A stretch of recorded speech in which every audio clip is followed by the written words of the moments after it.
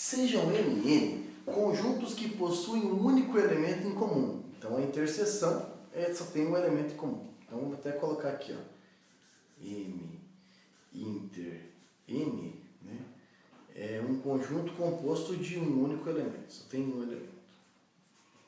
Muito bem. Se o número de subconjuntos de M é igual ao dobro do número de subconjuntos de N, então, como que calcula o número de subconjuntos antes de mais nada, né? A quantidade de subconjuntos que tem um conjunto, então a quantidade de subconjuntos que um conjunto tem é sempre 2 elevado a n, aonde n indica o quê? A quantidade de elementos. Ou seja, se um conjunto tem o dobro de subconjuntos, significa que esse tem um elemento a mais. Então, ó, nós estamos falando do conjunto M e do conjunto N.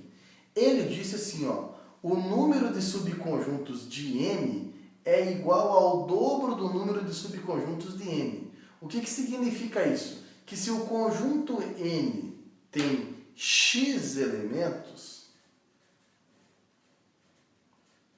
ele vai ter 2 elevado a x subconjuntos. Se M tem o dobro, significa que ele tem x mais 1 elementos. E se ele tem x mais 1 elementos, ele tem 2 elevado a x mais 1 subconjuntos. Só que 2 elevado a x mais 1 é 2 vezes 2 a x. Por isso que M tem o dobro de subconjuntos de N. Aí ele pergunta o seguinte, ó, o número de elementos do conjunto M união N. Então ele quer saber agora sobre M união N. Bem, a primeira coisa que você precisa saber é o seguinte, é que quando você vai fazer a união, você vai escrever, né? Você vai escrever exatamente todos os elementos do conjunto M e N formando um único conjunto. Só que tem um problema. Esses dois conjuntos M e N, eles possuem um elemento de interseção.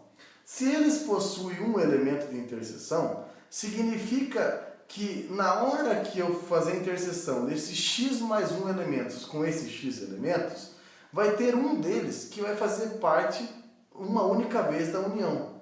Ou seja, a quantidade de elementos, né, que vai ficar na união vão ser x elementos do M mais x elementos de N.